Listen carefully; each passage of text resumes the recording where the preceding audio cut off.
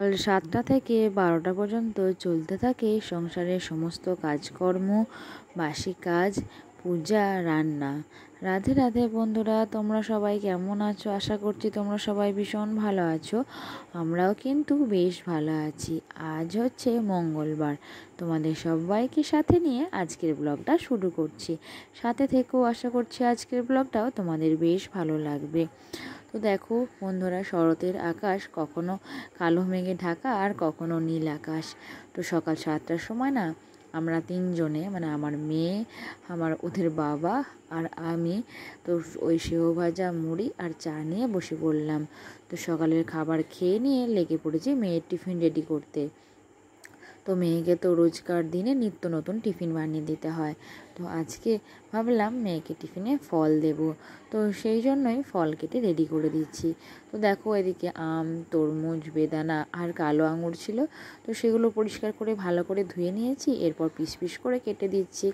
তো মেয়েতে সকালবেলায় এই মুড়ি খেয়ে যায়, তো তারপর টিফিনে হালকা খাবার দিই, আবার কোনো দিন ভারী খাবারও দিই। তো সেটা কোনো ঠিক নেই। তো কালকে ম্যাকারনি বানিয়ে দিয়েছিলাম আর আজকে এই যে ফল কেটে দিচ্ছি। তো কালকে আবার অন্য কিছু বানিয়ে দিতে হবে। আর কি বলো তো বন্ধুরা, ফল খাওয়া কিন্তু স্বাস্থ্যের পক্ষে খুবই উপকারক, বিশেষ করে বাচ্চাদের ক্ষেত্রে। ওরা যেহেতু পড়াশোনা করছে, সেহেতু ওদের ব্রেন ডেভেলপমেন্টটা আগে দরকার। তো সেই জন্য আমি চেষ্টা করি মেয়ের টিফিনে কিছু পুষ্টিকর দেওয়ার, কিন্তু বাচ্চারা না সবসময় পুষ্টিকর খাবার খেতে চায় না। তো সেই জন্য ওদের জন্য মুখরোচক খাবারও বানিয়ে দিতে হয়।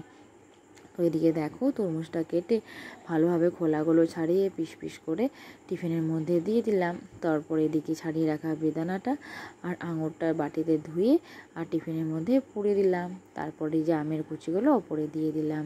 তো তাহলে মেয়ে আর কি এগুলো খেয়ে নেবে, তারপরে বাড়িতে এসে আবার মুড়ি খাবে। তো যাই হোক, মেয়ের টিফিনটা আমার এদিকে রেডি করা হয়ে গেল।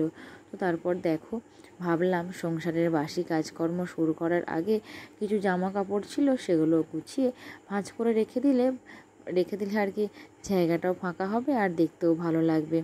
আর কি বলো তো, আমি একটু গোছানো বাগানো কাজ পছন্দ করি। বাড়িঘর নোংরা নোংরি একদম আমার ভালো লাগে না।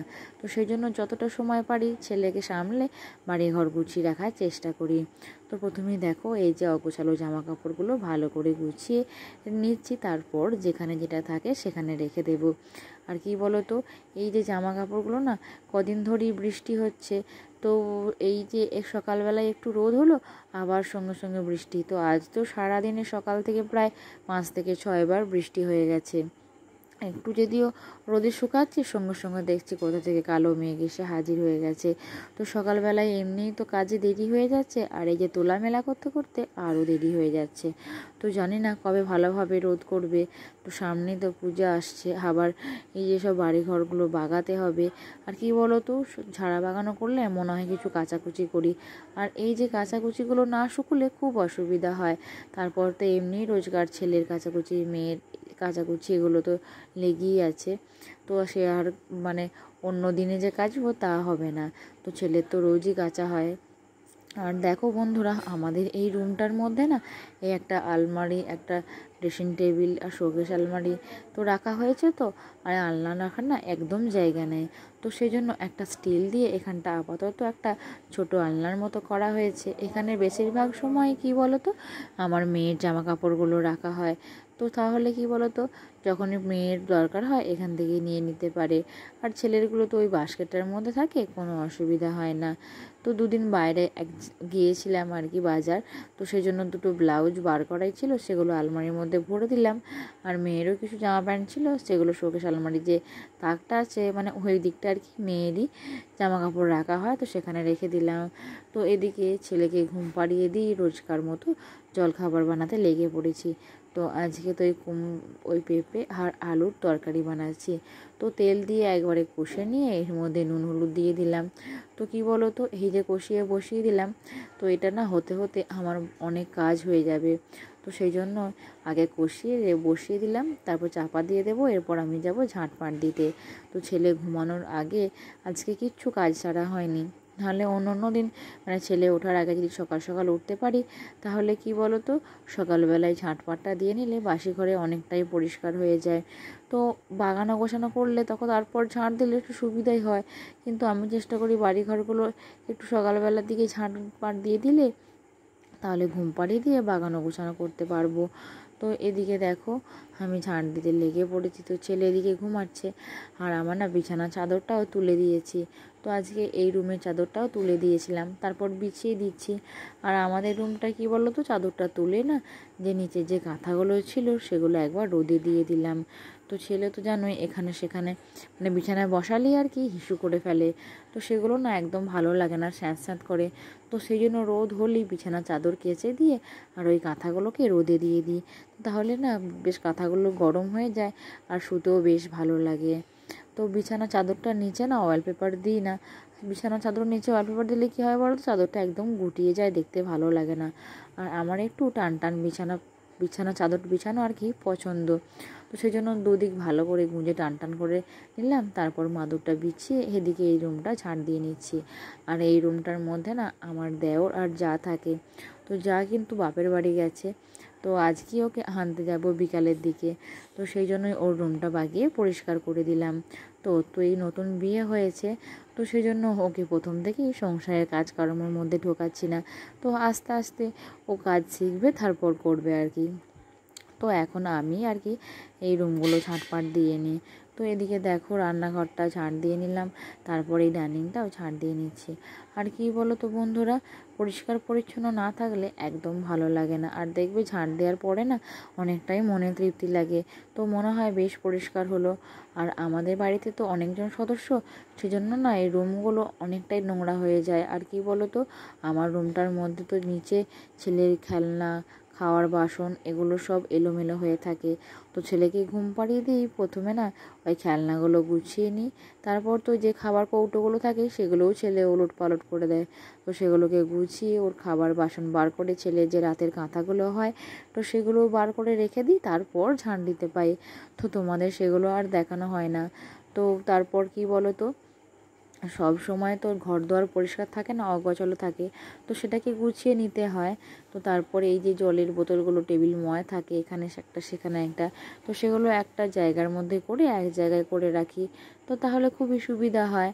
তো দেখো এদিকে আমি তোমাদের সাথে কথা বলতে বলতে ডাইনিংটা মুছে নিচ্ছি। তো এদিকে ওর বাপি বাজার থেকে চলে এসেছে। তো এই যে জলখাবার বানাচ্ছি সেটাই আর কি নিয়ে যাবে বাজারেতে। তো এই যে ওই 9টা থেকে 10টার মধ্যেই ঠিক প্রতিদিন জলখাবার নিতে চলে আসে। আর কি অসুবিধা হয় বলো তো, সকালে ছেলেকে ঘুম পাড়িয়ে দিই না, জলখাবারটা বানাই না, তাহলে ওই বাজার থেকে নিতে এলে আর দিতে পারি না। তো সেজন্য ঘুম পাড়িয়ে দিয়ে আগে জলখাবার বসিয়ে দিই, তারপরে কাজে লাগি।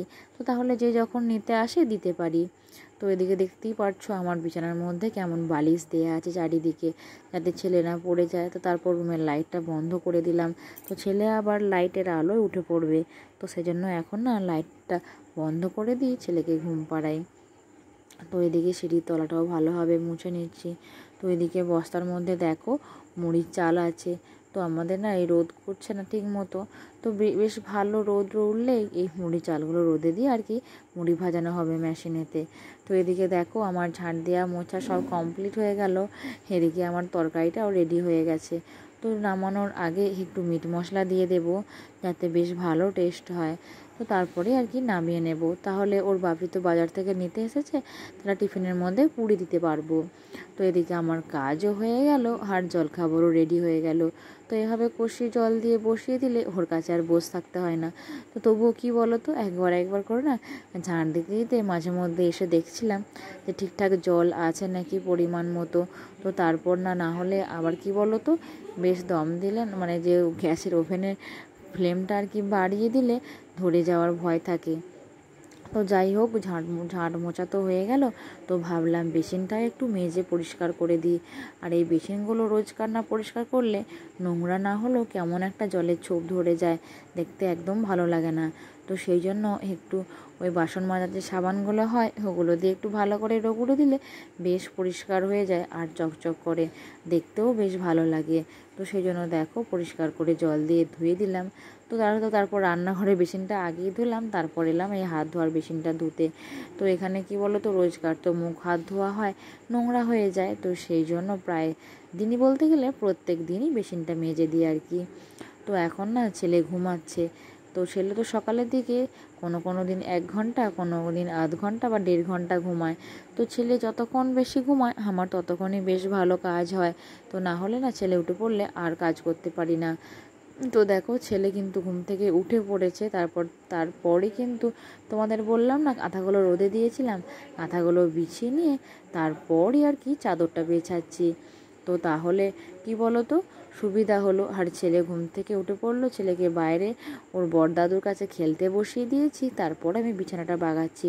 তো এইসব করতে করতে আমার আজকে স্নান করতে খুবই দেরি হয়ে গিয়েছিলো, তো অনেক বেলাও হয়ে গিয়েছিল। তো তারপর স্নান টান করে চলে এলাম ঠাকুর ঘরে ঠাকুর প্রণাম করতে। তো ঠাকুর প্রণামটা সেরে নিয়ে, মানে প্রতিদিন স্নান করে ঠাকুর প্রণাম করি। আর আজকে পূজাটা মানে জলখাবারের পূজাটা বড় মাই করেছিল, আমি পূজা করতে সময় পাইনি। কিন্তু স্নানের পর রোজই ঠাকুর ঘরে আসি এবং ঠাকুর প্রণাম করি। তো দেখো আমাদের ঠাকুর ঘরটা খুব সুন্দর করে ফুল দিয়ে সাজানো আছে, দেখতে কিন্তু বেশ ভালো লাগে। তো তারপর দেখো মেয়ের আর আমার ভাত বাড়তে চলে এলাম। তো এদিকে ওল ভাতে দেওয়া হয়েছিল, ওল ভাতেটা ভালো করে ওই লেবু দিয়ে আর সর্ষে তেল দিয়ে মাখিয়ে দিলাম। আর হয়েছিল লাউ শাকের ঘন্ট, আলু পোস্ত, আর ছিল বাটি পোস্ত ছিল। তারপর মাছের ঝালটা না এখন রান্না হচ্ছে, তো মা সেটা নিয়ে আসবে।